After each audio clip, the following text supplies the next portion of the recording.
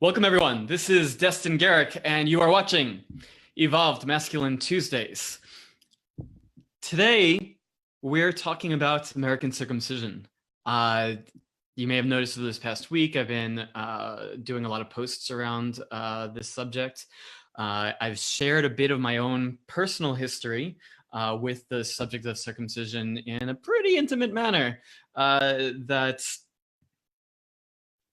many people were very responsive to. I hope that you had perhaps it triggered something for you as well. Sorry, having the weekly audio issue that I haven't figured out how to solve. Okay, so over this past week, I shared that I personally have a probably 15, 16-year journey with my own relationship to circumcision.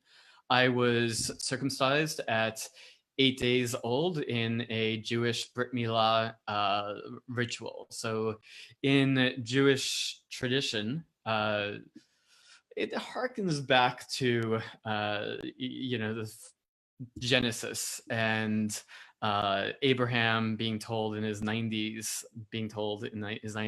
by God to sacrifice his son Isaac on the mount. And then just when he's about to kill his only son, he gets stopped by God and told instead to do what's essentially a ritual sacrifice through a cutting off of the tip of the foreskin.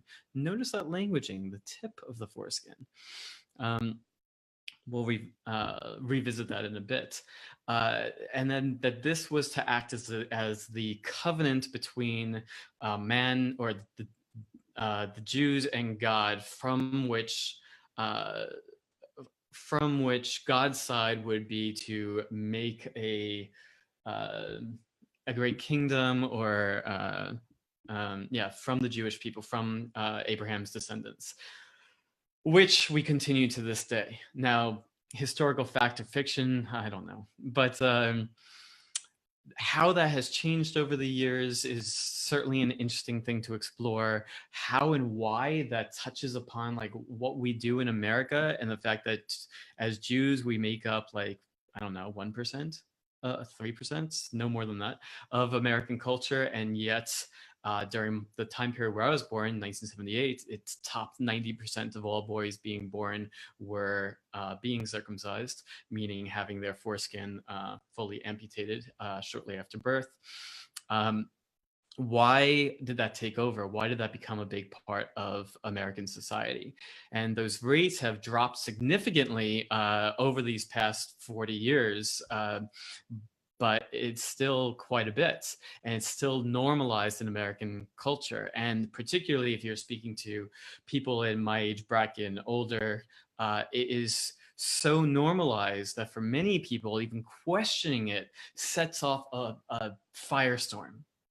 It is a hot button issue that people have a very strong emotional reaction to. I made a post last week that, is one of those posts that I've made that have created heated response. And I'm all for lively debate, but it's also very telling when there's strong trigger attached. And clearly, this is one of those issues that people can have not only very strong opinions about, but really strong emotions attached to those opinions. And so this past week, a documentary was released by this man, Brendan Murata, who's our guest today. The documentary is called American Circumcision. And I was really impressed as to how well it was done. I was deeply involved in the intactivist movement during my grad school days, roughly 15 years ago, and studied the issue very, very, very deeply. And it was nailed in this doc. I would say nearly all of the major arguments and explanations around circumcision, as well as what's the pro-circumcision folks arguing were all presented within this documentary. And if you haven't already seen it, circumcisionmovie.com will be giving you more opportunities to we'll be pointing you in that direction repeatedly, but I'm just going to say buy it, watch it, rent it, buy it, watch it. If you don't already know a whole lot, you will by the end of it. Let's put it that way. So with that, I want to bring on my guest today, Mr. Brendan Murata. Welcome. Thanks for having me on. Let's bring you on and sneeze. So Brendan, you're the director of this documentary, American Circumcision. First of all, how long did it take you to do this? So I was working on the film for over 6 years, and then there was an extra year where we were just doing festivals and touring with the film. So 6 years is a long time to dedicate yourself to the subject of circumcision. Why? I had what one of my interview subjects in the film calls the obsessive epiphany. The obsessive epiphany is the moment when you learn something about an issue that lets you see it for what it actually is, rather than through your own cultural blinders, and start researching everything that there is to look up on the topic. So reading books, searching online, watching videos, and you know, he calls it like the late night research, and virtually everyone who appears in my film has had this moment at some point where they went, I had that moment myself. Right, yeah. For me, what prompted it a bit was I went through a period in my life where I was letting go of a lot of old patterns that didn't serve me. Give me one moment. One of our members of our audience, Stephanie, says that she can't hear you very well. Do I need to move my mic closer? Is that the issue? Yeah, might be. Try again. How Stephanie, please give us your feedback. Can you hear me? No, it just seems a little far. I'm not able to move this closer. Should we switch to the other audio setup that we had earlier? I think so then. All right. Apologies, folks, for this. Technical difficulties. How does my mic sound now? It's definitely louder, but now there's a little bit of a wind noise. Yeah. Which do you prefer? Should I go back to the other mic, or? No, I think we got to work with this. All right. It's louder. Alrighty. Okay. We'll make it work. I'll just come closer. So as I was saying, I went through a period in my life where I was letting go of a lot of old patterns that didn't serve me. I was reading a lot on how events early in your life affect you later. So a lot of stuff on psychology and on trauma. And as I was doing that, I ran across this issue. And every time I did, I just sort of thought, well, there's something I can do about that now. And it really bothered me because I can change my beliefs, I can change my habits, I can change all sorts of things in my life. But this was something I couldn't change, or at least so I thought. And I mean, the fact that you were circumcised. Right, yeah, it just seemed like there's nothing you can do about it. So, you know, why think about it, out of sight, out of mind, which I think is the attitude that most Americans take. It's like, well, that's kind of weird and it makes me uncomfortable, so I'm just going to avoid it. But at the time I had a meditation practice, and I was meditating really regularly. And the type of meditation I do is Zazen, Zen meditation. And so I would just sit and be present with whatever feelings or thoughts came up, not pushing them away, not indulging them either. It's just being present with what's there. It's not a type of meditation where you're trying to reach any particular state or manipulate your emotions or thoughts in any way. It's just literally sitting and staring at a wall. And so during that practice, I had the word circumcision come into mind, literally just the word. And I felt this really cold sensation in the body. And I felt all my energy drain down to my belt. And it was this really uncomfortable, cold feeling. And it happened a couple times during this meditation. So I felt like, what was that about? And I figured, you know, I pay attention to what comes up in meditation. So I started researching after that. And one of the first things I ran across was something called foreskin restoration, where men take the remaining skin that they have and stretch it over time. So you have a covering of that part of the body. And it doesn't get the structures of the foreskin back, but it gets some of the form and function. And I thought that's kind of interesting. I'd always heard there was nothing you could do about it, but apparently there's something people are doing about it. So what else? Yeah, foreskin restoration ended up being my introduction to the circumcision issue as well. Right. Again, I shared this in a post last week around coming across the book, The Joy of Uncircumcising, and first being like, what is this? Right. Like really did not take it seriously at all. but I also have this inherent curiosity, Right. and I consider myself an erotic explorer. I still do, and so it's just like, well, let me just see. But I kind of was testing it to prove it wrong, Mm, but I didn't prove it wrong. right. I proved it right. Please continue. Well, I mean, that's what led to the research, is that I thought, okay, well, what else is out there? I started researching everything I could. And that, that led to basically what I was learning. I felt like I had to share this with someone because it was not knowledge that's commonly known in the American population. And it struck me, this is an issue that affects every man, every partner of a man, every parent and child in the most personal way possible. And we don't talk about it publicly. And so I felt like that conversation was something that needed to happen. And at the time, I was living in Los Angeles. I was working as a filmmaker.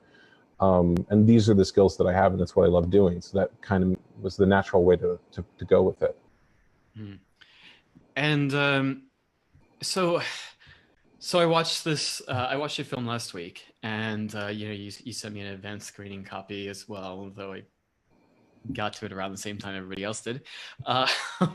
And I was very, very impressed. Again, I've been in. I went very deeply into this subject, and like even then, 15 years ago, we as the intactivist movement knew we needed something like this, but it takes 6 years of dedication from somebody who's got these skill sets. And you've done it. And when I watched it, I was just very impressed with the quality of it, the thoroughness of it, the filming quality, the editing quality, the fact that you got interviews from like everyone, everybody who's like just deeply embedded in this issue and has done anything like really significant around it, except for me. But including all of these, major pro-circumcision advocates. And well, one, like, did you have any difficulties getting any of these interviews? Some, but not really. I think that the people who I got interviews with were aware that this issue is controversial, and they either really wanted to put their voice out there on it, or they didn't. Early on in the process, I had there was someone I called up who is both a urologist and a moil, a Jewish ritual circumciser, and I thought, great, we can speak to both those perspectives. And I called him. I started into my, hi, my name is Brendan. I'm a filmmaker. I'm doing a documentary on this. And he was like, no, I don't want to be in it at all. And if you're even, he says, well, are you interviewing those intactivists? And if you're even talking to them, I don't want to be in the film. And I want final edit over everything I'm in. I just was like, I'm not going to make you an executive producer just to do an interview. That's not how this works. But I was a little worried because I thought, I want to get both sides in the film. I want every perspective to be represented, but I'm worried that certain people aren't going to talk to me if they know that I'm interviewing everyone. So, but at the same time, I want to be honest. So I got a book on documentary filmmaking, and it had a section on ethics and how you inform your interview subjects. And I thought, okay, well, I'll read this and then do what it says. And that book said that you should give your interview subjects informed consent. And then it gave the medical definition of informed consent, which, if you know about this issue, is really not helpful at all, because there's virtually no informed consent given for circumcision. The doctor just says, would you like your child circumcised? And gives no information. He doesn't talk about any of the information you see in our film. He doesn't talk about the fact that this could lead to a botch. He doesn't talk about the sexual impact. He doesn't talk about the pain aspect. Even that question is a step forward from where it used to be. I mean, particularly during the time period when I was born, like, it was a foregone conclusion. Right. They would give a blanket consent form. Like, it was, you have a boy, the expectation is, and we're going to go circumcise him. And quite often a parent wasn't even, really asked. Or I think it was the William Stoll case, which you explained in there. Here, I took some notes around this. So circumcision consent forms, that only changed because a Jewish couple complained when the child that they had was circumcised in the hospital, and they wanted to do a Jewish ritual circumcision on the 8th day. So it was actually a Jewish couple wanting to circumcise their son that led to them having to get a specific consent form for that. Before, it was a blanket consent form. It was just like, you're having a child at our hospital, do you consent for us to do whatever we think is best? And that included vaccines, that included whatever type of birth you were having. It was just like blanket consent. So in some ways, this is a little early in this conversation, but we're here. So one of the things that's good notes around is so William Stoll, who is in your film, when he turned 18 years old, he sued the hospital and doctor for his circumcision, and ultimately, won a nice settlement out of it. His mother didn't want him circumcised, from what I understand, yet she signed the consent form that she was given while still under the influence from anesthesia from her cesarean. Yeah. Now, this was a particular interest to me because my wife ultimately ended up having a cesarean birth, and she was given her consent forms after they gave her general anesthesia. Like, they gave her general anesthesia before she was out. They gave her the forms. We talk about it. So much of the culture right now, we're having a conversation around consent and what consent means and bodily autonomy. In my opinion, this raises two things. One, this is a perfect time to be having this conversation around circumcision, because this is fundamentally about consent and whose body are we talking about? Whose body, whose rights, as one of the big banners that's been used around the circumcision movement for years now.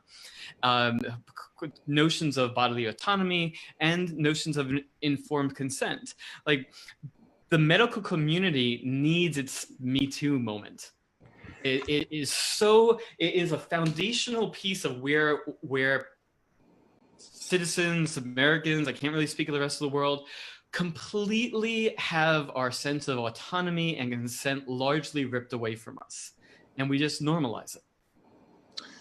Yeah, there are other issues that people are talking about the consent around doctors with. I mean, it's everything from people doing genital exams on women who are unconscious, people who are given an episiotomy and literally, like, they cut open the woman for the birth without her consent.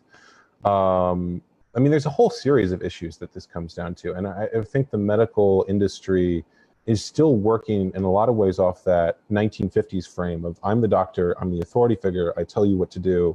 And they don't realize that we're living in a much more democratic world where we all have access to the same information they do. And their 20-minute lecture on a particular medical issue 10 years ago in medical school doesn't replace someone's lived experience with that issue. Yeah, over the course of years or their entire lives. So, what do you see this documentary as helping further open up that conversation, the issues of, I don't know, I mean, we're talking about a lot these days around the notions of patriarchy, and that's really what you just described in regards to the way that our medical system is currently run in the United States. The doctor as the ultimate authority, really often described as having that God complex. They are to hold the all-knowingness, absolute truth, and you as the patient are just to bow down to whatever they say or whatever they're going to do. And our own intelligence, our own ability to have sovereignty over our own choices and our own bodies are not, just like, I feel like it's taken a lot of work for me to find my doctors over time that actually trust in my intelligence and my ability to make right choices for myself. Yeah, I have a number of interview subjects who are very distrustful of doctors after learning about this issue. It seems like the question you're asking is a larger one around consent. and the idea that we have the right to make our own choices about our own bodies, which is what the intactivist movement, it's literally the word intact plus activists for the intact body, is arguing, that everyone has the right to make their own choices about their bodies, and to cut off part of someone's body without their consent is a violation of their rights. So they're opposed to male circumcision, they're opposed to female genital cutting, and they're opposed to surgeries on the intersex without their consent. But again, I think a lot of the model that the medical industry has, because of liability. So their focus is not necessarily on the best interests of the patient, because if you start making your own choices and you make a choice that they might not have made, then you might turn around and say, well, you didn't tell me not to do this, so I'm going to sue you. So they just simply put a model in place, this is what we do, and this minimizes liability for us. But again, that's not necessarily in the interest of you as a patient. Mm-hmm. That's more like them trying to avoid lawsuit. And especially in circumcision, if they were to say, this procedure that we have done on the majority of the American population, the majority of American men, for nearly 100 years, is bad and has negative consequences, that would open them up to massive liability. Every circumcised American man would have a potential lawsuit. So I think that's part of the reason they're reluctant to have this conversation, and why their attitude toward it is just, well, let's just not focus on that. So, I mean, that's pretty major what you just described there, and it's sort of you're basically saying that there's financial incentives for keeping this going.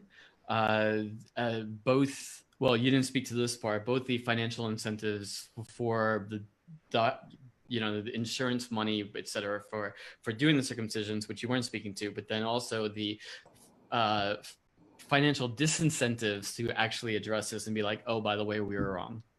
Right. And I think that more than the financial side is the psychological. If they say this, well, what does that mean about them? What does that mean to their reputation? What does that mean to their self-image? I don't know if you've noticed, people don't like admitting they were wrong about something. So I have noticed. There's that whole issue as well. So, I mean, that goes from doctors to parents. I spent a lot of time trying to understand. I was focusing my master's thesis on male circumcision and its effects on male and female sexuality. Full disclosure, I did not complete it, long story. But one of the places that I got disillusioned as I read 25 plus books and like every study that's ever been done that showed, all various sides and explanations, and things that I learned were, wow, if you have an opinion, if you believe something, you can prove it through a study. Right. There's a friend of mine who likes to joke that the two most common words to precede a lie are studies say.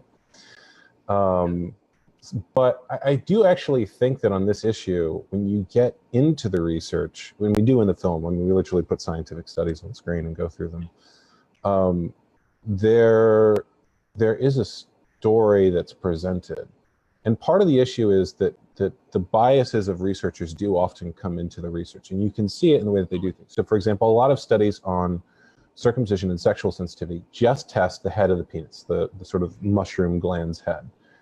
And they don't test the inner lining of the foreskin, and they don't test all of those parts. And they say, well, we can't test them on both people, so we're not going to compare that. And they just assume that the head of the penis is where the most sensitivity is, not in the inner lining of the foreskin or the frenulum or the ridge band of the foreskin.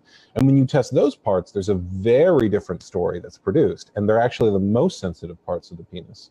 But again, so just to reiterate, so what you're saying is the inner lining of the foreskin and the frenulum, just the underside of the head where it attaches to the foreskin, are the most sensitive parts of the penis, and those are the parts that are amputated with circumcision. And yes, and this is what's seen in the Sorrell study, which was published, I think 1996.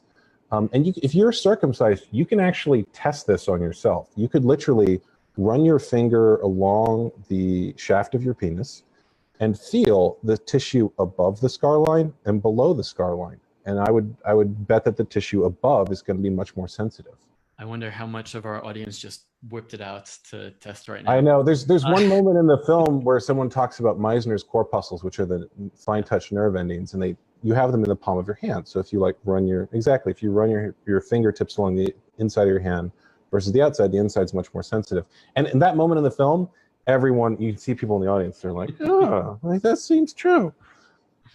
It's kind of a funny moment when you're watching from the back of the theater, as I do what I was doing. So you set out to do, you started this film because you had that obsessive epiphany, that moment of realizing, holy crap, there's something here, there's something major here, and I need to learn everything that I can about this. So clearly you went into this film with a strong opinion. And yet you speak of it as a desire to really show all sides, let the audience really hear everything that's there and make decisions for themselves. Do you believe that you were successful with that intent? I feel like I was. I think that, I mean, on one hand, it's up to the audience, right? But my goal, it'd be really easy to take the parts of an interview subject where they stutter or they kind of misspeak, or the sort of gotcha moments. And I made a very deliberate choice not to do that with any interview subject, but to try to present the best arguments that they had.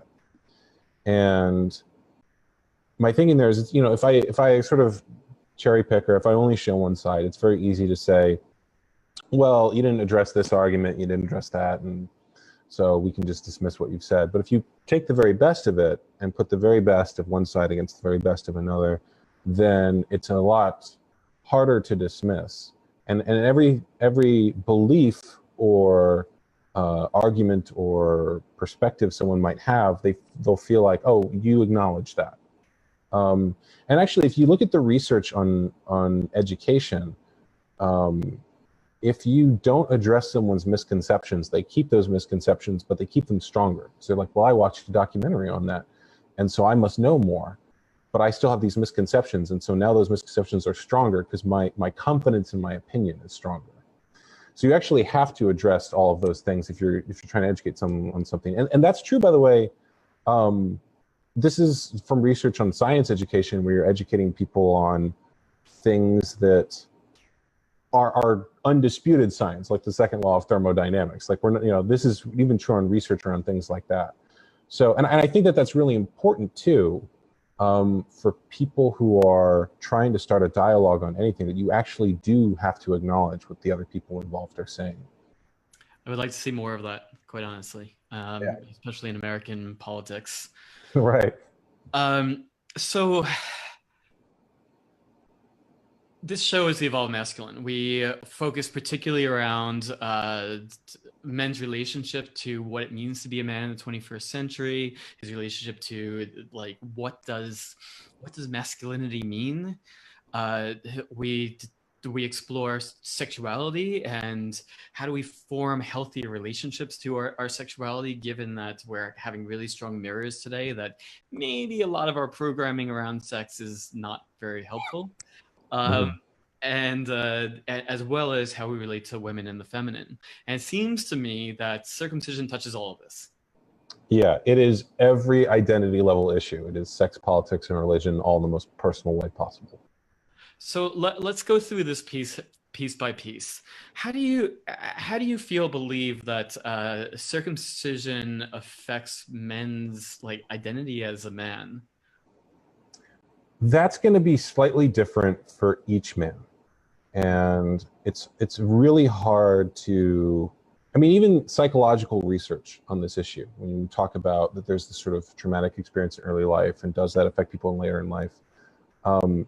People have a hard time proving that around things that we all intuitively understand have an impact later in life. So people who have early life sexual abuse, where there's an adult who's abusing them, we all sort of understand intuitively that those people have issues later in life because of that, and trauma that they're going to have to heal and deal with.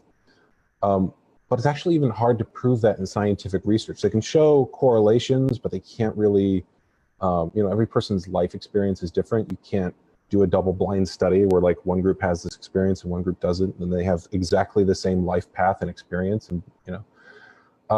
So it's hard to get any kind of really concrete scientific data on it. But this is really key what you're speaking to now. Please continue. Well, I mean, so what I'm going to talk about is what interview subjects and people I've talked to have self-reported in their own emotions and feelings. And I think that that's important, just as that sort of caveat, because people will immediately say, well, you can't prove that, you can't, you know, but you also can't prove that, you know, rape survivors have higher incidence of certain things. Yet at the same time, I think we sort of intuitively understand there's issues that come from that. So I preface it that way so that people don't think that I am overstepping the claims of what is provable, but at the same time, just because you don't have a scientific study showing it doesn't mean that it isn't true. I feel like you did a really fantastic job making that explanation, especially because it's an area that I am personally very interested in and speak to quite a bit. You know, we're having a cultural moment around how widespread sexual assault, sexual abuse, and sexual harassment are in this country. And clearly we have ways to go, but it is a huge step compared to just blanket denial. And we've been in large-scale denial around circumcision being an issue at all. When I was a hardcore activist, one of the things I would hear from people is like, with all the things that are going on in the world, like, right, why are you talking about this? Like this little thing, it's not a big deal. Right. So, yeah, the mainstream framing of circumcision is that it's a one-time decision the parent makes, and then you never think about it again. As if you can alter someone's body and they won't have feelings about that. As if we like don't have a, you know, a self-image of our own bodies and feelings about the, every aspect of it, or feelings about our sexuality. So when we talk about the psychological impact of circumcision and the impact on men and masculinity, we're talking about primarily two things. There's what the infant experiences at that moment and the pain that it experiences, which actually there are scientific studies, and this part, even the most pro-circumcision voice in my film acknowledges, there are studies indicating that that pain can be remembered and has a lasting change on behavior. Which, again, that's really important, that this is one of the few things we actually can prove is that, you know, they did a study that where they noticed that one group of infants being vaccinated later had a much more intense reaction to the pain. And they were trying to figure out what the common denominator was. And what they found is that infants who were circumcised reacted much stronger to pain. And the researchers attributed this to post-traumatic stress, PTSD. So the infant had a really painful experience shortly after birth when they were circumcised. And circumcision in America has often been done without anesthesia. So up until the mid-'80s, infants were circumcised without anesthesia. It was basically thought that infants don't remember pain or don't feel pain. This is what doctors actually said. And again, this is like, we all kind of know babies feel pain. And like, if you hurt a baby because you think they're not going to remember it, like, that's bad. Don't do that. But again, like, they're like, well, we don't have a study that shows that, so it's fine. We can just literally saw into an infant's genitals and use no anesthesia, and he screams out in pain. So much so that some infants actually damage their eardrums because they're screaming so hard.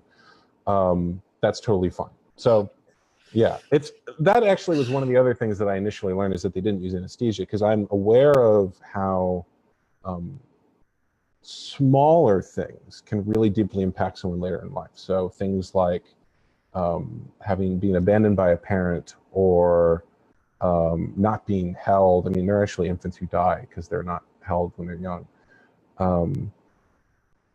But you know, we're supposed to believe that holding someone down and cutting into their genitals with no anesthesia is somehow not going to have any psychological impact later in life. When again, like, this is one of the few things we have studies that show that there is. And then what is the impact when you do that to the vast majority of your male population of a society? So right. Individual, and then there's the large scale cultural. So there are some activists who will make the argument that basically a lot of the psychology that men in American society have towards sexuality and towards women and towards that entire area of life is influenced by this early life experience. And some will even take it so far as to say that if you look at the cultures that are practicing this worldwide, you know, Americans, Jews, and Muslims, these are also the cultures that have the most negative attitudes towards women and are the source of a lot of conflict in the world. But again, that's a bold claim that I don't know that I could prove with a study. You know, there's also huge cultural differences. There's huge differences in how they're raised. It's not a one-to-one correlation, even if that is true. Yeah. So for our audience, Jews, Muslims, and Americans are basically the primary circumcising cultures in the world. Outside of that, the vast majority of the world doesn't circumcise their boys. Right. So it is far less prevalent on a global scale than many Americans really realize or recognize. Right. There's an assumption among Americans that this is normal and everyone does it. And I think that just comes from the fact that, you know, we're not examining each other's bodies from around the world, or at least most people aren't. Do you know what circumcision rates are globally? Globally, I think it's around 30%. And I know like some 70 somewhat percent of that are Muslims. Yeah, that's the largest circumcising group. And in Islam, circumcision is done as a coming of age ceremony most often. So it's done when the boy is like 6 or 7. And so it's a slightly different impact. But again, there are men in that culture that also report some similar feelings to intactivists and American men. And that sort of brings to the second piece of when we talk about the psychological impact. There's what the baby experiences, which, you know, studies show does have a lasting impact. And then there's what the man experiences when he finds out. Totally. So if you're an adult or a young child and you find out that your parents paid someone to hold you down and cut off part of your body, or that there was a sexual experience or part of your body that you could have had but didn't, there's going to be feelings associated with that. And among men who are aware of it, there's a lot of grief, there's a lot of anger, there's a feeling of loss. I mean, you know, if you were to wake up one day and any other part of your body was gone, you'd have feelings about it, right? And just because it was done when you were young, when you were too young to be cognizant of or remember what's happening, or you know, verbally protest in spoken language, doesn't mean that there aren't going to be feelings later on. And I think that those feelings are compounded by the fact that they're not acknowledged by the wider culture. So if you have a feeling or a grief and you talk to someone and they invalidate your feelings, and they say, that's wrong, you're not allowed to feel that way, you know, I'm fine with it, like you're not allowed to not be fine with it, then there's going to be feelings on top of that of like not being received and not being able to connect and not being acknowledged. Totally. It's people will say to me sometimes about how I don't know, I'm bold or courageous, whatever, for putting out all the like my truths or beliefs, whether or not, even when I get all sorts of pushback. And I think that my time as an intactivist helped inoculate me in that direction. Because, right. Yeah, when I was like on campus at San Francisco State University and putting a table out and talking to people walking up, random people about circumcision, I would get so much pushback. I would get so many people who would like make ad hominem attacks about me and what this, you know, my thoughts or feelings on this are silly, ridiculous. So now again, I think that this has been shifting over that time, but I don't know. I still feel that you got to develop a certain thickness of skin in that regard. This issue does break all the taboos. I mean, once you've talked about it, then everything else is, you know, seems a little easier to talk about. So what do you say about the men, though? Like, they're in the threads that I've been posting around this, they're invariably, aside from the women, that's a different conversation, right. But many men who are like, I'm circumcised and I'm fine, or even I'm circumcised and I'm grateful to my parents for having done so. What's that about, and what do you say to that? I would be curious, what about their foreskin displeased them? I mean, that's a reframing of the question, right? Because the assumption is that circumcision is standard And I'm glad that my parents did what was standard, as opposed to that something about my foreskin was wrong and needed to be removed, which is sort of the underlying belief there, that men are somehow born wrong and in need of fixing in some way. Which that itself is a real, like we were speaking about the bold claims. Right. That itself is a hugely bold claim. This notion that boys are born inherently defective, and that male sexuality is inherently bad in some way.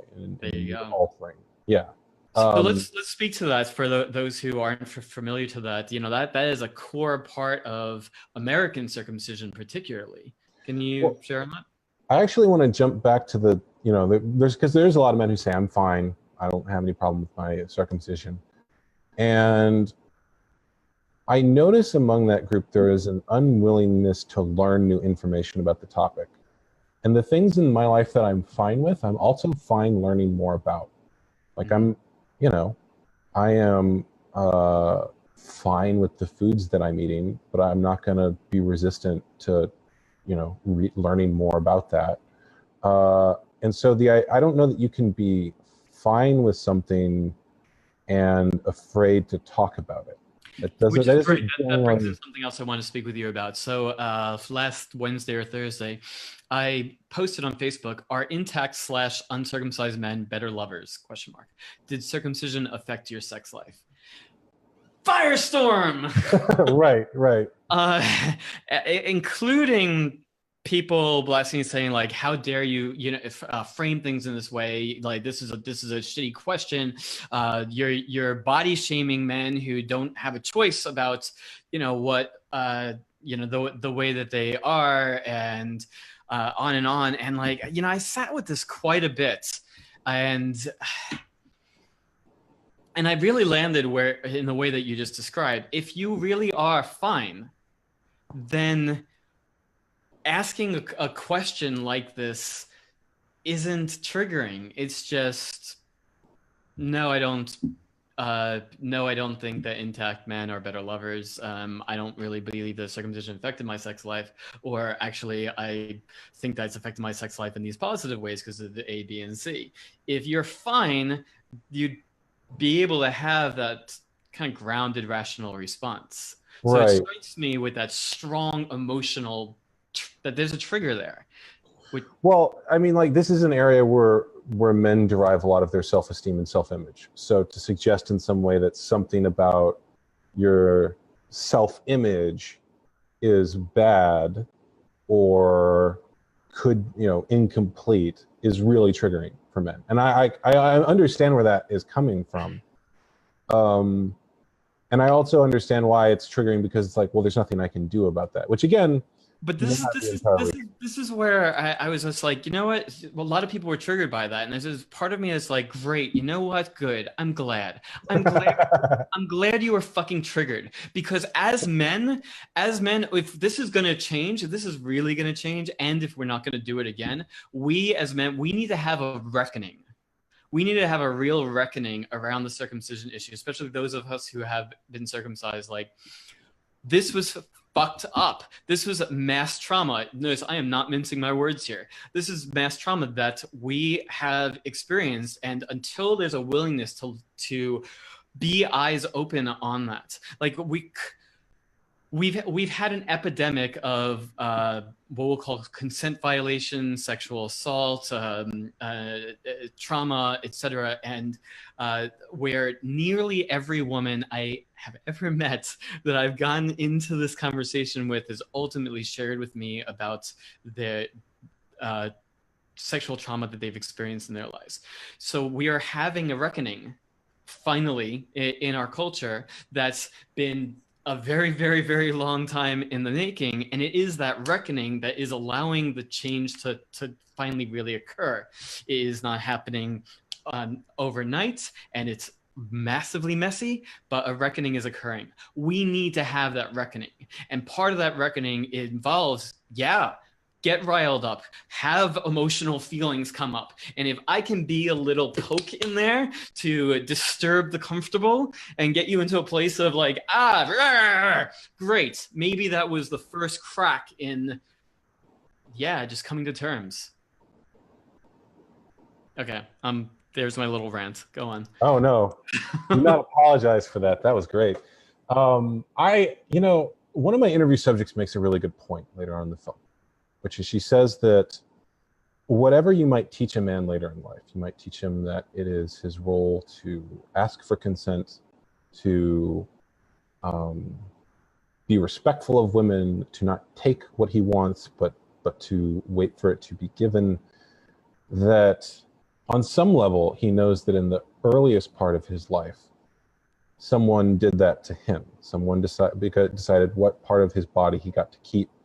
And they were able to do that because they were bigger and stronger than he was. And so the lesson taught to men from day one, in their first... Literally, for most men, day one.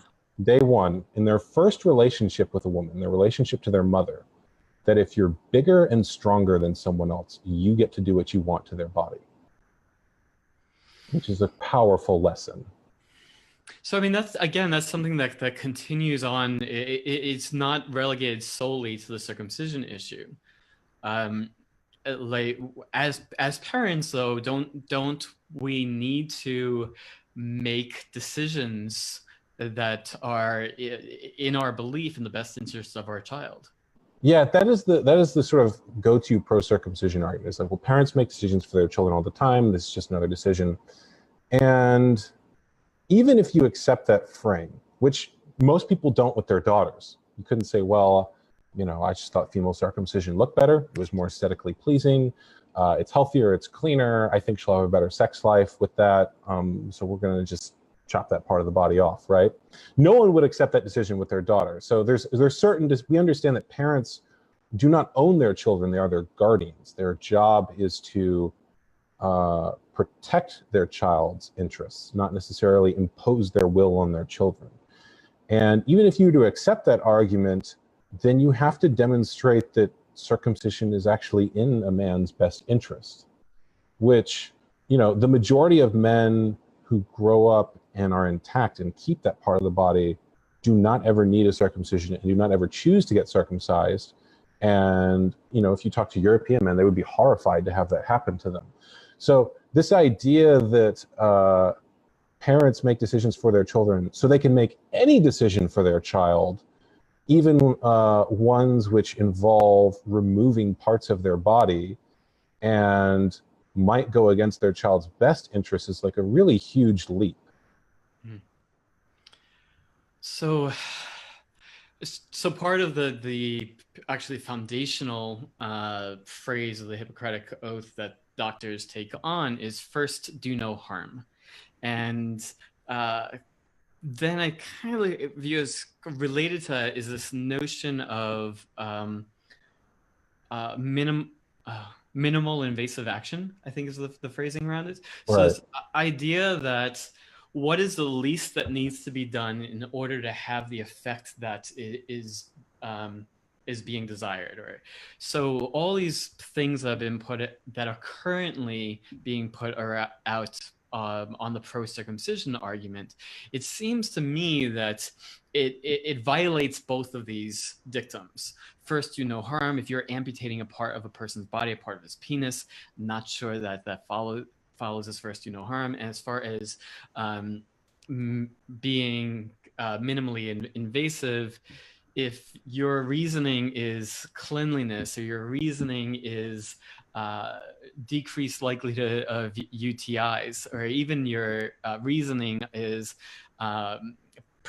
possible protectiveness against HIV, is amputation the minimally invasive means of getting what you're saying you're going for? And it's interesting when you talk, the member of the latest American Academy of Pediatrics policy statement, who I talked to in the film, one of the things that he says that most of the medical claims are a wash and not enough reason to do it, and that it is primarily the cultural benefits why the AAP says the benefits outweigh the risks, which is strange, because I think most people, when they hear benefits outweigh the risks from the AAP, they think that's a medical statement, but it's actually cultural in his phrasing. It's just like, this is something that the culture does, and certain tribes and social groups want to do it, so they should be allowed to do it. And so now even medical groups that practice circumcision are starting to acknowledge, yeah, those, supposed medical benefits aren't quite enough. And there are still some groups that are pushing that narrative, but it's really died down in the last 5 years. That's great. That's a great step forward. What are your hopes as far as the ultimate impact of your film? My goal from the very beginning was to have something that you could give to someone and take them from knowing nothing about this issue to an expert in under 2 hours. So my goal with it is just to give people the information, and then also to, I feel like that in order to explore your feelings around an issue, you first need to understand it. And one of the things that one of our interview subjects talks about is that men's perspective on circumcision is really influenced by how much information they have on it. And people who don't know how large the foreskin is, who don't have information on what this body part actually is, tend to think, well, it's fine. I mean, there's even in the opening film, there's one guy who comes up to a protester and says, does circumcision involve cutting or removing something? I thought it was just an incision. And this is like a man in his 60s who doesn't know his sexuality and his body that much, that he doesn't even know that there's a part that's removed. So my goal with the film is to give people that information and then allow them to explore the feelings they might have about that.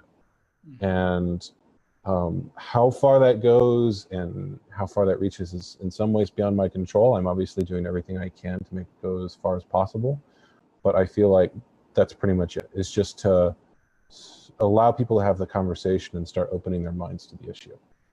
Yeah.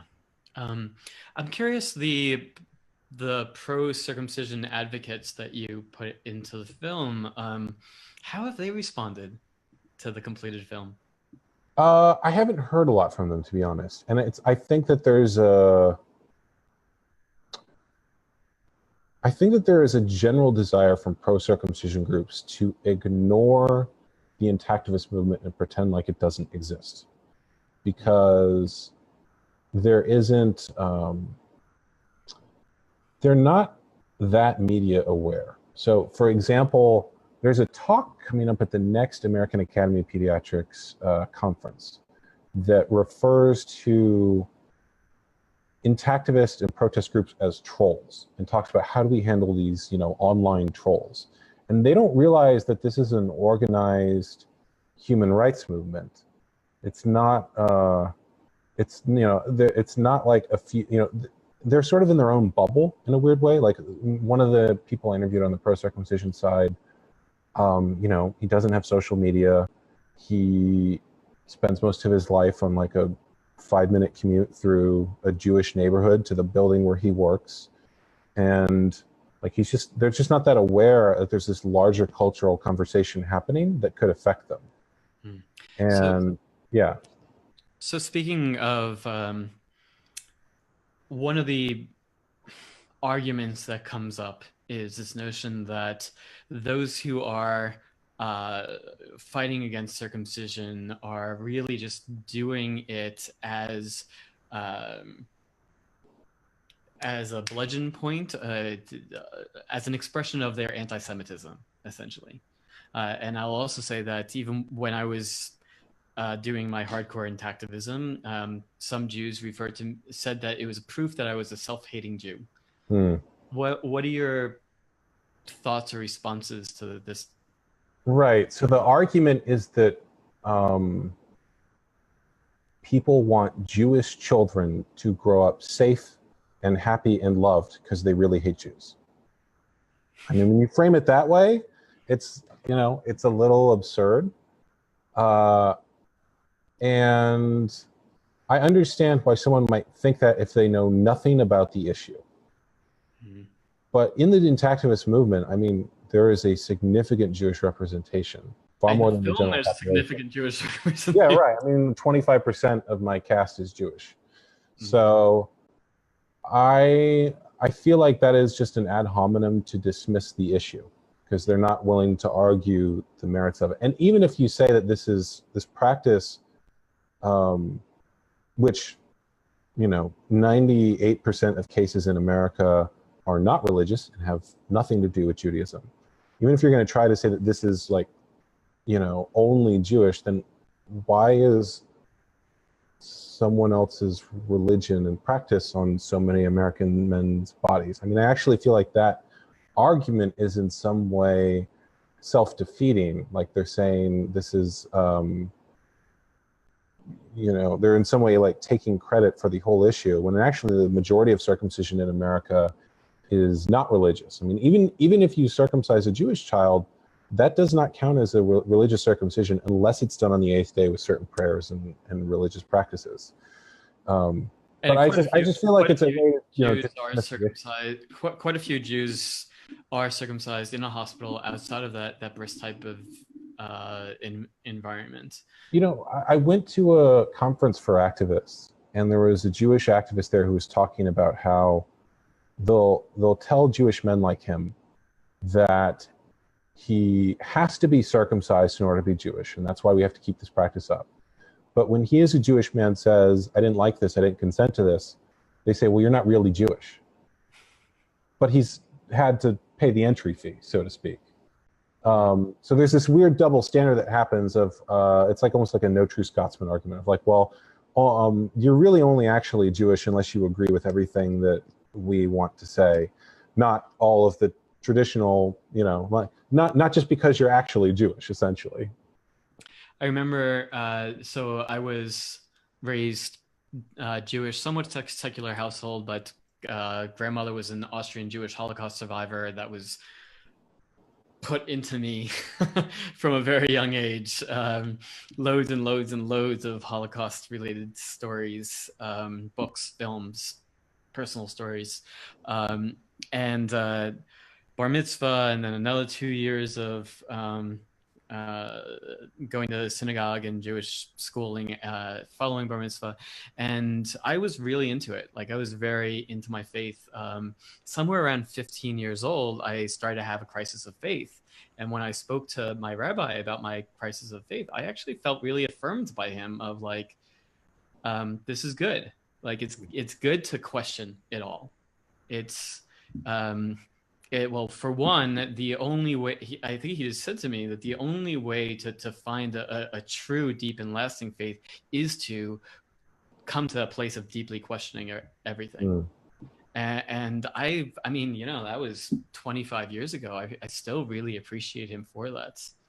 And that to me is, I mean, that's part of our larger things around, I mean, we speak about religious freedom, but then we raise children from, I mean, things have been changing in various ways, but we raise children from, you're born Christian, you're born Islamic, you're born Jewish, like that is what you are because you were born in. Within Jewish tradition, very particularly, that it's matrilineal. You are Jewish if your mother is Jewish, period.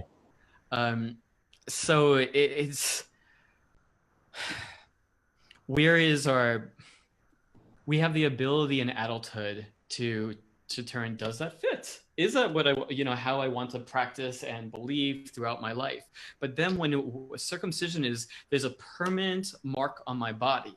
There's a permanent amputation of flesh on my genitals, and the very, you know, the very thing that outwardly identifies me as a man, quote unquote, that I can change my belief systems, but that's been done. Right. One of my interview subjects makes the same argument, that circumcision is in some way a violation of religious freedom. That, you know, a Christian does not have the right to tattoo a cross on their child. A Muslim person does not have the right to circumcise their daughter. Yet we somehow have this idea that you can, you know, they'll say that this is a religious symbol for them, and then they'll say, well, we have the right to carve our religious symbol into children's bodies. I mean, there is a sense in which this takes away religious freedom. And I actually know a lot of people who left their faith because of this issue, because they just said, I can't believe in anything that says that this was okay to happen to me. Yeah, I understand that. So I want to go through some of these comments, because there have been quite a few while we've been on here, and give you an opportunity to respond to them. Sure. Marcy Javril Sorry, I don't know how to pronounce your last name, though I very much recognize you. So glad to know that there's an actual documentary on this very important issue. In my opinion, it's genital mutilation. Unnecessary, arcane, torturous, and especially the way it is done in traditional births. Very disturbing. Very disturbing for the contemporary world we think we live in. I was on labor and delivery team member for my massage client and attended the only births I've been at, and I will never, ever go to one again. She nearly broke my hand while she held it during the baby screaming. How is this still okay? There's not necessarily a question there other than the how is this still okay, which might be rhetorical. Did you have any thoughts or comments on that? Things continue until you bring awareness to them. Yeah, and that's what you're doing with this film. And I feel like there's a lot of things that we are wondering how they went on so long. And I think that in the case of most of them, it's because we didn't have the ability to spread awareness of them up until now. The media and means of communication that existed were in a very small group of centralized hands. And now we can all talk about it. And we can talk to each other and say, oh, that you felt the same way. I didn't know. I think that's especially true of men, that there are a lot of men I talk to who I just tell them I'm making this film. And then I say, I know it's about this movement that says that people should have the right to make their own choices about their bodies. And they're like, yeah, that makes sense. And I can see them as a man, like having that moment of like, I've had these feelings a long time and I've never talked to anyone about them because it didn't feel safe. And I didn't know what reaction I get. And like just me mentioning that other people sometimes feel this way gives them permission to actually talk about their feelings. Yeah, well, that's part of a larger thing that I try to address with my audience, and it's very tricky. It's very difficult to well address today, and these notions around, because we are living in a time where the patriarchy is being confronted. The old order is really being put into question. There's an ever increasingly vocal backlash against what's commonly referred to today as toxic masculinity and male dominance and things that women have put up with and dealt with, etc., for generations and generations, that there's not much space in our society right now for men as victims.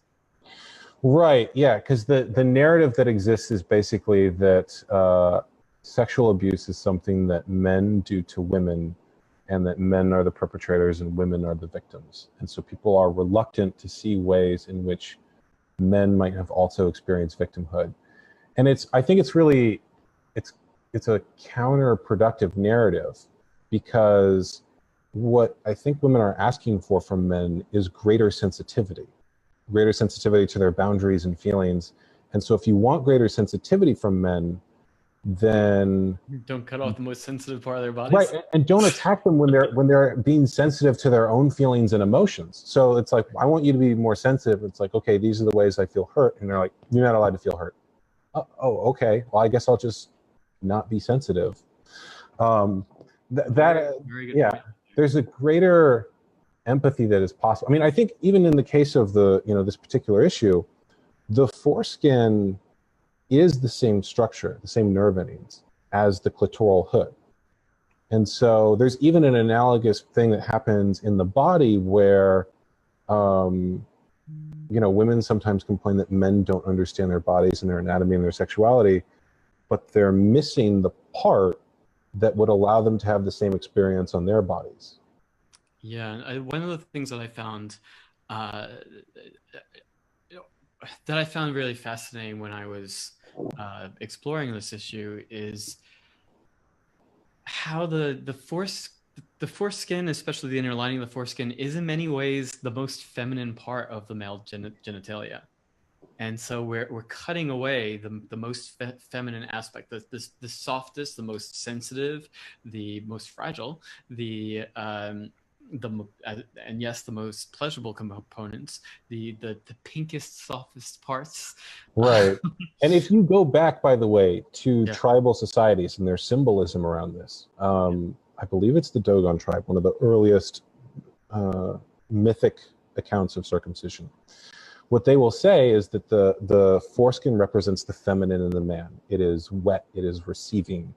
And the clitoris represents the masculine in the woman. It is essentially, it's a glans. It is like the head of the penis. And so what their belief was, they would circumcise both men and women. And they would do it because they thought that gender was something you created, that people are basically have both elements, and so you had to remove the feminine from the man and the masculine from the woman. And I learned this, by the way, from a woman who I interviewed in the film, who is circumcised. She comes from a traditional African culture. Right. No, actually, this is Fwambai. Oh. She was a pro-circumcision or a pro-female circumcision voice. Yes. And her attitude is like, I chose this. You know, she actually went back to her traditional African culture when she was 21, I believe, and chose to have this done. And she's also an anthropologist and really knows a lot about the symbolism. And she's the one who sort of told me about this sort of symbolic element. And she said that one of the reasons she thought that Western culture, American culture, was really against female circumcision and not so much against male circumcision was because women in the West have fought really hard for the right to play the masculine role. This idea, anything a man can do, a woman can do. You know, telling a woman to go back to her feminine role is like one of the most offensive things you can do. And so the idea of removing the masculine element from women is like the most awful thing you can do. But the flip side of that is that we don't really value the feminine in men. You know, if you tell a woman... This is really fascinating. Thank you. Like, I love the fact that I'm learning new things in this interview as well. Please. Well, if you tell a woman, like, go back to the kitchen, that's like the most offensive thing you can say. If you tell a man, go back to work, like, well, of course, that's just what we tell men, right? But we don't actually see that there is... like we don't really value the feminine element in men, and we basically feel like that they don't need it. And so we have this weird thing that's going on in our culture now where we see masculinity as toxic or bad and a perpetrator in some way. So that's not okay. You can't be super masculine. But we also don't think the feminine is good either. And so we need to get rid of that. And so men are in this place where it's like, I don't know what you want, you know, because both elements aren't okay in men. So I think that's really fascinating. I'd really love to see more of my audience, particularly those who have an audience of themselves, find a way of, you know, really taking on this issue, because it does seem so intrinsically tied up in these other areas that I don't know, my industry is addressing and speaking to so much. Whether you're a man who works with men, or you're doing men's work yourself, this strikes me as very clearly a core men's issue. And whether you're a woman or you work with women, the very things that women are most clamoring for today. Yeah, this seems like it's very much tied up in.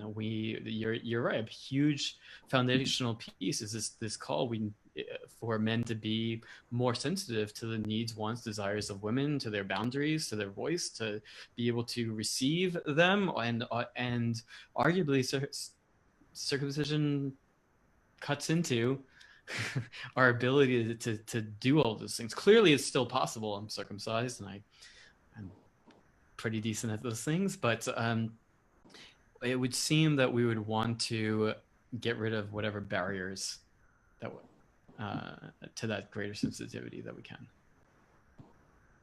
Absolutely. I mean, we actually even haven't gotten into yet the whole, you know, the sexual, like there is a change in sexual mechanics as well, because you had put that question to your audience earlier of, you know, is there a difference? One of the things we talk about in the film is that the foreskin, you know, the penis is actually meant to have moving parts. This is something most people don't know. And so the penis glides in and out of the foreskin. And so the man is actually... Let's slow it down for a moment, because that would have blown my mind before I started looking into this issue. Because as I understood it at the time, my cock and penises in general or these like dowel rods with a mushroom head on it, you know? Right. They're solid and they do this. I mean, depending on how much you have left, you can roll that up over the head of the penis. And if you're intact, then that all that exists. You're actually moving in and out of yourself. Without that, you know, to get the same stimulation, because with this, you're stimulating the inside and outside of the foreskin and the head of the glands at the same time, if you're inside a woman. Without that, then you have to do much longer strokes. So, because you're using friction instead of the gliding motion. And so to do that, you have to do longer strokes, and you have to pull your body away from the woman more, as opposed to doing these short strokes. So the whole mechanics of sex is actually changed when you just remove this. One of the things I found very, very fascinating about during my grad school research was that one of the complaints that women can often experience with sex is pain or dryness during sex. And circumcision adds to both of these things, because as you described that, well, first of all, the act of penetration itself is different with a circumcised versus an intact penis. With an intact penis, that gliding motion that you described facilitates the act of penetration. Plus, you have the head and the foreskin is this. It's Right. moist mucous membrane tissue, which on a circumcised penis, like it was revelation to me that everything forward of my circumcision scar line was mucous membrane tissue, because it was dry and keratinized or calloused over as a circumcised man, versus with an intact penis, it's more like the inner labia or the inside of a woman's vagina. So it's moisture meeting moisture, like kissing, you know, like if one of you had your tongue out for every day of your life and then you tried kissing that person, that would be a little weird kiss. Yeah, I mean, you actually, I think in your post, you talk about testing this yourself, because if you just cover that part of the body consistently for 2 weeks, you'll start to feel that mucosal quality come back. And among men who restore, this is one of the things that they get back. So, you know, when someone is circumcised, there's fine touch nerve endings in the foreskin, and in particular the ridged band of the foreskin, that are gone.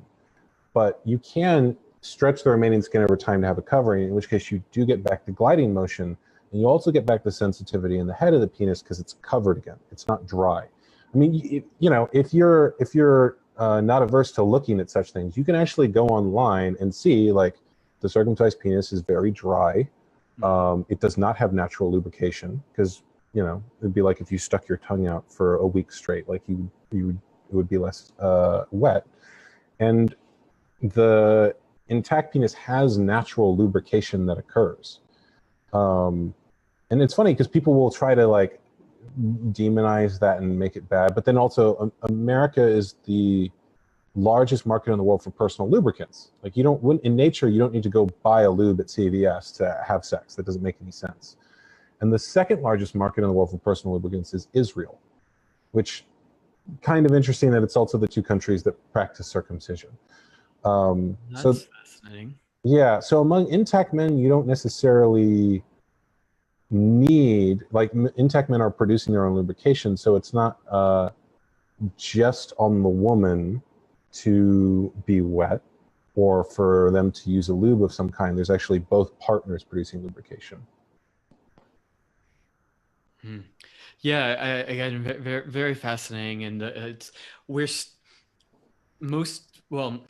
circumcised America has normalized circumcised penises and circumcised sex to such a degree that, I mean, I would guess that most people would never consider the things that you're just sharing right there. Because it's just like, that's what my experience is. And so, you know, it's almost like, at one point in my life, I had a bit of a curve in the spine, and it caused me pain. And then I went to a chiropractor and got that worked on. And, you know, it's almost like if you've had something your whole life, you don't have the awareness necessarily to know that it could be different. It's just what your reality is. Totally. And I think that most healing processes involve becoming aware of something like that. There are people who are like, well, that's just that's always what my parents told me, and I didn't know there was another way of believing, or like, that's just always how my partner treated me. I didn't know there was another way you could have a relationship. And bringing that awareness to something and being willing to feel the pain of how your reality is necessary for any healing to feel the opposite of that. Yeah. Yeah, well said. So Stephanie Quain asked a good question. She said, was there anything you learned during the making of the film that really surprised you? I mean, I think it's all going to be surprises to someone. It's hard for me to answer that because there were things I was aware of, and then I would talk to someone and hear the personal story about it. And it's different reading something in a book than it is hearing someone tell their own lived experience. So there was an emotional surprise in talking to people. I think the fact that the AAP's current position is more moderate and has moderated. When you talk, I interviewed 2 different people from the American Academy of Pediatrics, and one did the policy statement in the 80s. He's literally written poetry about circumcision. He thinks it's so great. And the one I talked to for the latest policy statement basically says it's just a cultural custom. That's really the only reason it's still done. As far as other, yeah, I mean, I'm surprised that he could acknowledge that and then still have the policy statement they did. And so that makes me, I think also, like, when these policy statements are done, they're made by committee. And so there's some people on the committee who are vehemently for it and some who are less for it. Yeah. Even within these organizations, there's often disagreement. And even within, like, when you hear an organization that's putting out a statement like that, when you actually get into it, there's 1 or 2 people involved who are really pushing it through. And people assume that this is like a vetted scientific committee, not a trade organization with 1 or 2 radical members within it. Fascinating. Jordan Arrell said, so how can we reclaim our masculinity, including gentleness, right now, other healing processes? That's a longer question that might even be its own podcast or film. Well, if you do that film, I'd like to be a part of it. Absolutely. I think the process to heal anything is first becoming aware of it and being present with whatever feelings are there. Agreed. So if there's anger, be present with that. If there's hurt, be present with that. If there's grief, even if there's resistance, if there's a part of you that's like, I don't think any of this is true, I think I'm fine. I think that people who are talking about this are weak in some way and they're wrong and I don't like them. Be present with that feeling. That would be the first step. And then once you're present with it, there are a million different healing methods you could go down. And I imagine that your audience, every single person in the group has a particular method that they might use. I feel like I'm going to speak to that real quick because this is kind of my wheelhouse. Yeah. So a couple years ago, somebody who actually ran up one of the Students for General Integrity chapters on a different campus, that was an organization that I started while in grad school, reached out to me, found me through Facebook and was like, hey, I something like, I really admire like the work that you're putting out there. How do you do it? Like, how do you not just be depressed about about this having been done to you and, what was taken away? And the answer that I ended up coming to present to him, because I mean, clearly he's asking, how do I not, for himself, how does he not just be in that depression around it?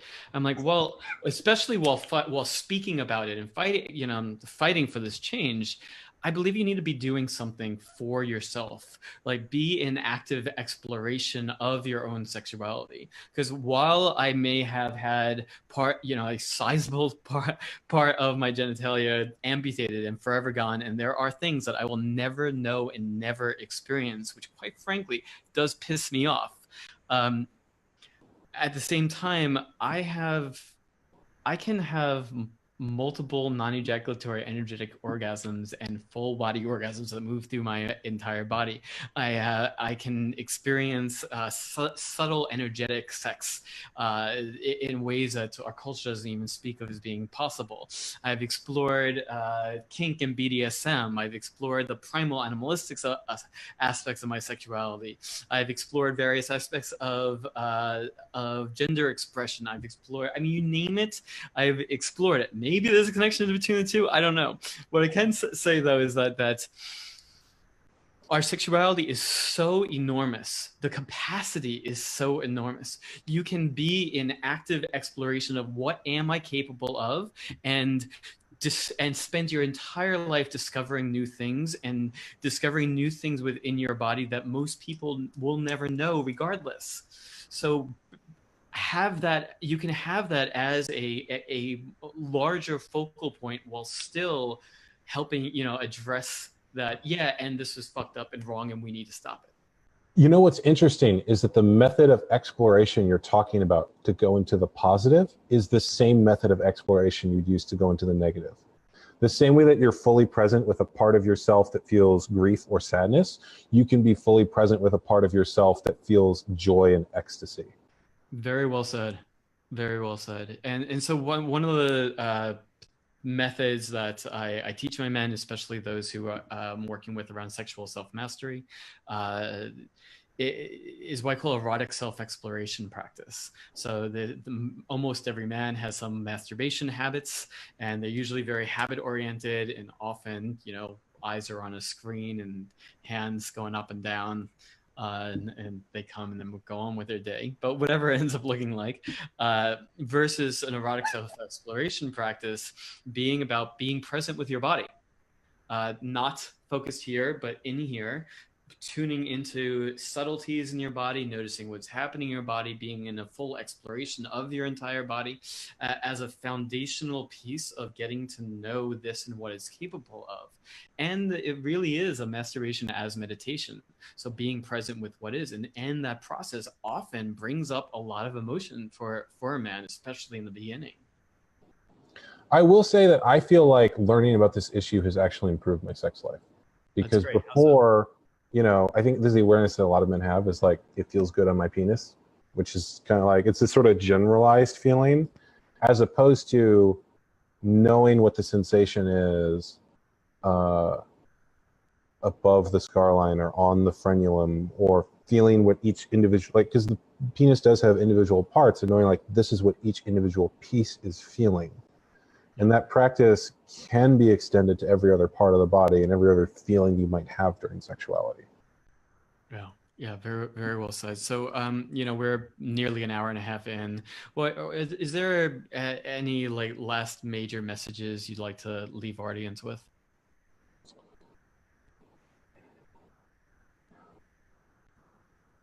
I feel like learning about this issue and watching a film like the one I've created is not the end of a process, but the start of one.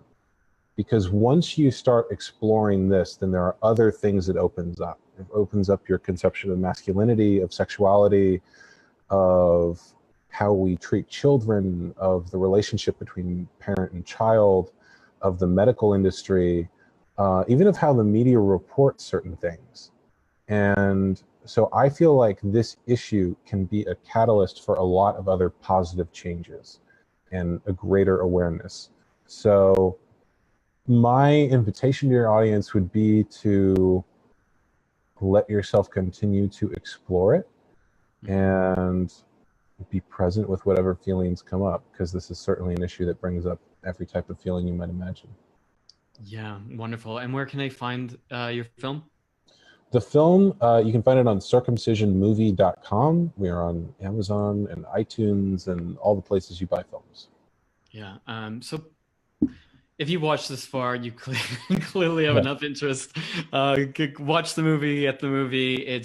There's a number of things that we touched upon here that just get to be gone into at a much deeper level, as well as with a wide variety of professionals and extremely well-educated activists as well, who are able to give you all the details that some of which we were able to get into here, and many of which we didn't. You'll also learn more about foreskin restoration, what that really means, as well as some of the methods to do so. Something that if we had more time, we would love to also dive further into. Connect with Brendan here on Facebook. Any other social media you'd like to point them to? You can find all the film social media at CircMovie on Twitter, Facebook, and Instagram. And you can find me at BD Murata, which is my last name, and at brendanmurata.com. Yeah, wonderful. There are a lot of questions and comments in here. I really invite you to kind of come back in when you have a chance and respond to many of them. Thank you, everybody, for being a part of this. This is clearly a very lively and charged topic, one that quite obviously I have a lot of very strong opinions about as well. I believe that this needs to end, and preferably within this generation. If there is a time, the time is now. Please help me be a part of it. Help share this live stream. Help share about the film itself. Speak to other people in your life. If you're still not quite sure where you are in it, speak to people in your life. I think a huge part of this is to just be having the conversations.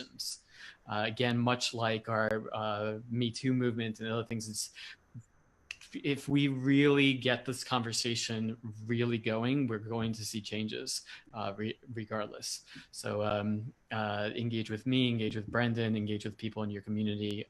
Thank you all. Please join us again next Tuesday for the Evolve Masculine Tuesdays live stream every Tuesday morning at 10 a.m. Pacific time, 1 p.m. Eastern. Always a pleasure.